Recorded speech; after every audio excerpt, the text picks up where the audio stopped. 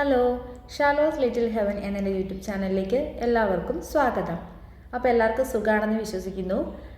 കഴിഞ്ഞ എൻ്റെ വീഡിയോയിൽ കുവൈറ്റ് പ്രോമെട്രിക് എക്സാമിനെ പറ്റിയിട്ടുള്ളൊരു ചെറിയ കാര്യങ്ങളൊക്കെയാണ് നമ്മൾ ഡിസ്കസ് ചെയ്തത്. എന്നാൽ എൻ്റെ ഈ രണ്ടാമത്തെ വീഡിയോയിൽ കുവൈറ്റിലേക്ക് വരാൻ നിൽക്കുന്നവർക്ക് ഒരുപാട് സംശയങ്ങൾ ഉണ്ടാവും. PCC, വിസ സ്റ്റാമ്പിങ്, മെഡിക്കൽ, അപ്പം അതിനെ പറ്റിയിട്ടൊക്കെയുള്ള ഒരു ചെറിയൊരു വീഡിയോ ആണ്. അപ്പോൾ നമുക്ക് ഡയറക്റ്റായിട്ട് വീഡിയോയിലോട്ട് പോകാം. അപ്പം നമുക്ക് ഫസ്റ്റത്തെ സ്റ്റെപ്പ് എന്ന് പറഞ്ഞാൽ നമ്മൾ ജെന്യുവിനായിട്ടുള്ളൊരു ഏജൻസി കണ്ടുപിടിക്കണം. കൂടുതലായിട്ടും കുവൈറ്റിൻ്റെ ഹോസ്പിറ്റൽ വേക്കൻസീസ് എല്ലാം കൂടുതലും ഏജൻസി ത്രൂ ആണ് നടക്കുന്നത്. അതുകൊണ്ട് തന്നെ നമ്മൾ ജെന്യുവിനായിട്ടുള്ളൊരു ഏജൻസി കണ്ടുപിടിക്കണം. ആ ഏജൻസി ത്രൂ നമ്മളൊരു ഇൻ്റർവ്യൂ അറ്റൻഡ് ചെയ്തതിന് ശേഷം ഹോസ്പിറ്റലിൽ നിന്ന് നമുക്കൊരു ഓഫർ ലെറ്റർ പ്രൊവൈഡ് ചെയ്യും. അപ്പം ഈ ഓഫർ ലെറ്ററിന് ഒരു ടൈം പീരീഡ് ഉണ്ടാവും. അത് യൂഷ്വലി 3 days ആണ്. അതിനു മുന്നേ നമ്മളത് സൈൻ ചെയ്ത് കൊടുക്കണം. ഈ ഓഫർ ലെറ്റർ കിട്ടിയതിന് ശേഷം നമ്മൾ മെയിനായിട്ട് നോക്കേണ്ടത് ഹോസ്പിറ്റലിൻ്റെ പേര്, അതുപോലെ തന്നെ സാലറി എത്രയാണ് നമുക്കതിൽ മെൻഷൻ ചെയ്തിരിക്കുന്നത്, അതുപോലെ തന്നെ ഡ്യൂട്ടി അവേഴ്സ് എങ്ങനെയാണ്, അക്കോമഡേഷൻ, ട്രാൻസ്പോർട്ടേഷൻ, അങ്ങനെയുള്ള കാര്യങ്ങളെ പറ്റിയിട്ടാണ് നോക്കുന്നത്. അപ്പം ഹോസ്പിറ്റലിനൊക്കെ ഏകദേശം ഒരു 400 to 500 ആണ് റേഞ്ചാണ് നമുക്ക് സാലറി വരുന്നത്. 400 to 500 റേഞ്ച് എന്ന് പറയുമ്പോൾ ഏകദേശം 1 lakh എബോവ് സാലറി നമുക്ക് ഉണ്ടായിരിക്കും. അതുപോലെ തന്നെ സാലറി ഒരു 350 ബിലോ ആണെങ്കിൽ നമ്മൾ കുറച്ചും കൂടി അത് ശ്രദ്ധിച്ചിട്ട് വേണം വരാൻ. കാരണം 350ക്കകത്ത് നമ്മുടെ ചിലവുകൾ കാര്യങ്ങളൊക്കെ ആയിട്ട് ഒരു 50K നമുക്ക് പോകും. അതിനുശേഷം മാത്രമേ നമുക്ക് വീട്ടിലേക്ക് അല്ലെങ്കിൽ നാട്ടിലേക്ക് അയക്കാൻ പറ്റുള്ളൂ. അപ്പം ഏറ്റവും നല്ലൊരു ബെറ്റർ സാലറി എന്ന് പറഞ്ഞാൽ 400 to 500 റേഞ്ചാണ്. സാലറിയിലുപരി നമുക്കിപ്പം നമ്മുടെ പ്രൈവറ്റ് ഹോസ്പിറ്റലുകൾ കൂടുതലായിട്ടും അക്കോമഡേഷൻ പ്ലസ് ട്രാൻസ്പോർട്ടേഷൻ ഫ്രീ ആയിരിക്കും. ഇൻ കേസ് നമ്മൾ ഹോസ്പിറ്റലിൻ്റെ അക്കോമഡേഷൻ യൂസ് ചെയ്യുന്നില്ലെങ്കിൽ അക്കോമഡേഷൻ അലവൻസ് ആയിട്ട് യൂഷ്വലി 50K ആണ് കൊടുക്കുന്നത്. ചില ഹോസ്പിറ്റലുകളിൽ അതിൽ കൂടുതലും കൊടുക്കാറുണ്ട്. അപ്പോൾ അക്കോമഡേഷൻ അലവൻസ് നമ്മൾ ഹോസ്പിറ്റലിൻ്റെ അക്കോമഡേഷൻ നല്ല നിൽക്കുന്നെങ്കിൽ അവർ പ്രൊവൈഡ് ചെയ്യുന്നുണ്ട്. അതുപോലെ തന്നെ ട്രാൻസ്പോർട്ടേഷനും അക്കോമഡേഷനും നമുക്ക് ഫ്രീ ആയിരിക്കും. എന്നാൽ ഫുഡിൻ്റെ കാര്യങ്ങളൊക്കെ നമ്മൾ തന്നെ ശ്രദ്ധിക്കേണ്ടതാണ്.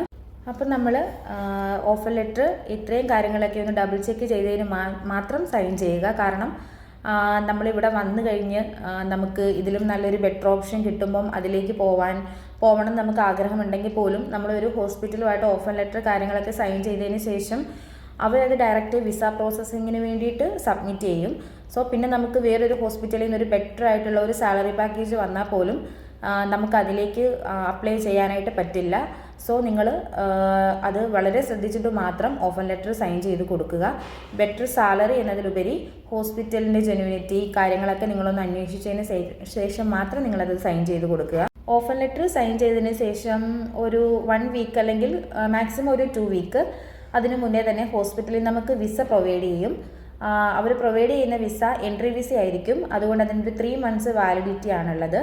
സോ നമ്മൾ ഈ 3 months മുന്നേ നമ്മുടെ മെഡിക്കൽ ബാക്കിയുള്ള കാര്യങ്ങളെല്ലാം ക്ലിയർ ചെയ്തതിന് ശേഷം നമുക്ക് ടിക്കറ്റ് എടുത്ത് പോവേണ്ടി വരും. അപ്പോൾ നെക്സ്റ്റ് സ്റ്റെപ്പ് വരുന്നത് PCC ആണ്, പോലീസ് ക്ലിയറൻസ് സർട്ടിഫിക്കറ്റ്. ഇതിന് വേണ്ടിയിട്ട് നമ്മുടെ നിയറസ്റ്റ് ആയിട്ടുള്ള ഒരു അക്ഷയ സെൻറ്ററിൽ പോയിട്ട് നമ്മളൊരു അപ്പോയിൻമെൻറ്റ് ബുക്ക് ചെയ്യുക. ആ ബുക്ക് ചെയ്യുന്ന അപ്പോയിൻമെൻറ്റുമായിട്ട് നമ്മൾ ആ ഡേറ്റിൽ പാസ്പോർട്ട് ഓഫീസിൽ ഒറിജിനൽ പാസ്പോർട്ടും അതുപോലെ തന്നെ ഒറിജിനൽ ആധാർ കാർഡുമായിട്ട് നമ്മൾ പോവുക. അതിനുശേഷം ഒരു പോലീസ് വെരിഫിക്കേഷൻ വരും. ഈ പോലീസ് വെരിഫിക്കേഷന് ശേഷം ഏകദേശം ഒരു 7 working daysനുള്ളിൽ തന്നെ നമുക്ക് പോസ്റ്റലായിട്ട് നമ്മുടെ PCC സർട്ടിഫിക്കറ്റ് കിട്ടും. നമുക്ക് PCC കിട്ടിയതിന് ശേഷം ചെയ്യേണ്ട ഒരു ഏറ്റവും പ്രധാനപ്പെട്ട കാര്യമാണ് മെഡിക്കൽ. കുവൈറ്റിൽ വരാൻ നിൽക്കുന്ന ഒരു 180% ആളുകളും ഫെയിലായി പോകുന്നൊരു കാര്യമാണ് മെഡിക്കൽ. അപ്പോൾ നമുക്ക് ഫസ്റ്റ് കുവൈറ്റ് മെഡിക്കലിന് എന്തെല്ലാം കാര്യങ്ങളാണ് ചെക്ക് ചെയ്യുന്നതെന്ന് നോക്കാം. ഫസ്റ്റ് നമ്മുടെ ഹൈറ്റ്, വെയ്റ്റ്. അതിൽ എല്ലാവർക്കും ഒരുപാട് ഡൗട്ടുണ്ട് BMI ഒരു പ്രശ്നമാവുമെന്ന്. നിങ്ങളെപ്പോലെ തന്നെ എനിക്കും അതൊരു ഡൗട്ട് ഉണ്ടായിരുന്നു. പക്ഷേ BMI ഒന്നും അത്ര കാര്യമായിട്ട് നോക്കുന്നില്ല. പിന്നെ വരുന്നത് ബ്ലഡ് പ്രഷർ, ബ്ലഡ് ഷുഗറാണ്. ബ്ലഡ് പ്രഷർ ഒരുപാട് കൂടുതലുണ്ടെങ്കിൽ അവർ ഒരുപാട് പ്രശ്നമില്ലെങ്കിൽ പോലും ബ്ലഡ് പ്രഷർ അത്യാവശ്യം ഹൈ ആയിട്ടുണ്ടെങ്കിൽ നമുക്കത് പിന്നെയും റിപ്പീറ്റ് ചെയ്യേണ്ടി വരും. പക്ഷെ ചെറിയ രീതിയിലുള്ള വേരിയേഷന് കാര്യങ്ങളൊന്നും വലിയ പ്രശ്നമായിട്ട് വരുന്നില്ല. അതുപോലെ തന്നെ ബ്ലഡ് ഷുഗർ, പിന്നെ നമ്മൾ ഫീമെയിൽസ് ആണെങ്കിൽ UPT ടെസ്റ്റ് ചെയ്യാനുണ്ട്, കിഡ്നിയുടെ ഫങ്ഷൻ ടെസ്റ്റ്, ലിവറിൻ്റെ ഫങ്ഷൻ ടെസ്റ്റ്, അതുപോലെ തന്നെ ബ്ലഡിലൂടെ പകരുന്ന രോഗങ്ങളായ HIV, ഹെപ്പറ്റൈറ്റിസ് B, C ഇങ്ങനെയുള്ള കാര്യങ്ങളൊക്കെ നമുക്ക് പോസിറ്റീവായിട്ട് വരികയാണെങ്കിൽ അപ്പം തന്നെ നമ്മുടെ വിസ, അപ്പം നമ്മൾ മെഡിക്കലിന് പോകുമ്പോൾ നമുക്കറിയാം നമ്മുടെ വിസ അവർ വാങ്ങി വെച്ചതിന് ശേഷമാണ് മെഡിക്കൽ എടുക്കുന്നത്. അപ്പോൾ നമുക്കിങ്ങനെ എന്തെങ്കിലും ഒരു അൺഫിറ്റ് ആയിട്ടുണ്ടെങ്കിൽ നമ്മുടെ വിസ അവർ നമ്മുടെ നിന്ന് വാങ്ങിച്ച് ഡയറക്റ്റായിട്ട് നമ്മുടെ എംപ്ലോയറിന് അയച്ചു കൊടുക്കുന്ന ഒരു സിറ്റുവേഷൻ ഉണ്ട്. അതുകൊണ്ട് തന്നെ നമ്മൾ മെഡിക്കലിന് പോകുമ്പം നമ്മൾ വളരെയധികം ശ്രദ്ധിക്കണം. ചെറിയൊരു എക്സ്റേ, അതുപോലെ തന്നെ ഇമ്പോർട്ടൻ്റ് ആയിട്ടുള്ളൊരു കാര്യമാണ് എക്സ്റേ. അപ്പം ഞാൻ പറഞ്ഞല്ലോ, ഒരുപാട് പേർക്ക് പോകുന്നത് ബാക്കിയെല്ലാം മെഡിക്കലും ക്ലിയർ ആയിട്ട് വരും, പക്ഷേ എക്സ്റേയുടെ ഒരു കാര്യം വരുമ്പോഴേക്കും അതൊരു വലിയ പ്രശ്നമായിട്ട് മാറാറുണ്ട്. നേരത്തെ ന്യൂമോണിയ വന്നിട്ടുള്ളവർ, കോവിഡ് വന്നിട്ടുള്ളവർ, ഇവർക്കൊക്കെ ലെൻസിൽ ചെറിയ രീതിയിലുള്ള ഡോട്ട്സ്, പാച്ചസ് ഒക്കെ കോമൺ ആണ്. പക്ഷെ എന്നാൽ പോലും ഇതൊക്കെ കുവൈറ്റ് മെഡിക്കലിലേക്ക് വരുമ്പം ഇതൊക്കെ ഒരു അൺഫിറ്റ് ആവാനുള്ളൊരു റീസൺ ആയിട്ട് വരുന്നുണ്ട്.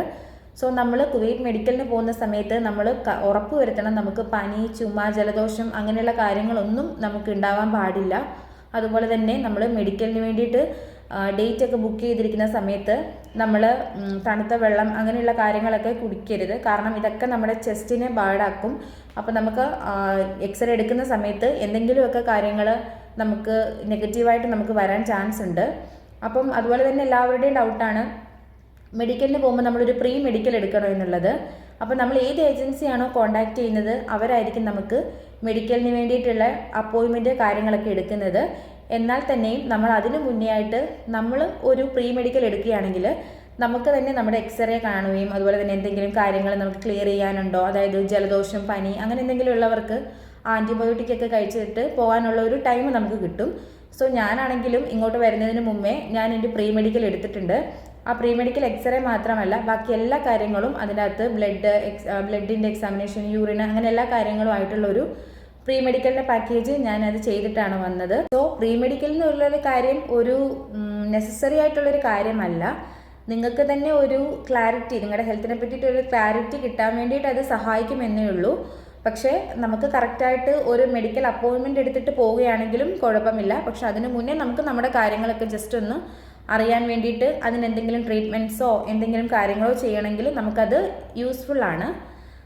സോ അതുകൊണ്ടാണ് കൂടുതലായിട്ടും എല്ലാവരും കുവൈറ്റിലേക്ക് മെഡിക്കലിന് മുന്നേ ഒരു പ്രീ മെഡിക്കൽ ചെയ്ത് നോക്കുന്നത്. കാര്യങ്ങളിലൊക്കെ എന്തെങ്കിലുമൊക്കെ പ്രശ്നങ്ങൾ ഉണ്ടായിട്ട് നമ്മൾ ഇവിടെ കയറി വന്നാലും നമുക്ക് ഇവിടെയും മെഡിക്കൽ ഉണ്ട്. സോ നമുക്ക് എക്സ്റേയിലുള്ള കാര്യങ്ങൾ, അതുപോലെ തന്നെ ബ്ലഡിൽ HIV പോസിറ്റീവ് അങ്ങനെയുള്ള കാര്യങ്ങൾ, പിന്നെ ഫീമെയിൽസിന് UPT പോസിറ്റീവ് അങ്ങനെയൊക്കെ വന്നിട്ടുണ്ടെങ്കിൽ നമ്മളെ ഡയറക്റ്റ് ഇവിടെ നിന്ന് ഡീപ്പോർട്ട് ചെയ്യുകയാണ്. സോ നമ്മൾ വരുമ്പോഴേക്കും ശ്രദ്ധിക്കുക, ഇത്രയും കാര്യങ്ങൾ മെഡിക്കൽ കാര്യങ്ങളൊക്കെ നമ്മൾ ക്ലിയർ ചെയ്തതിന് ശേഷം മാത്രം കയറി വരിക.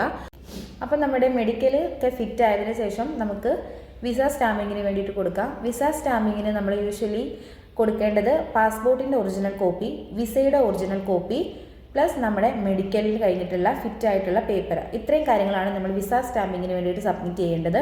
വിസ സ്റ്റാമ്പിങ്ങിനും ഏകദേശം ഒരു 7 വർക്കിംഗ് ഡേയ്സ് ആണ് എടുക്കുന്നത്. അതിനുശേഷം നമുക്ക് ഒരു ടിക്കറ്റ് ബുക്ക് ചെയ്ത് നമുക്ക് കുവൈറ്റിലേക്ക് വരാം.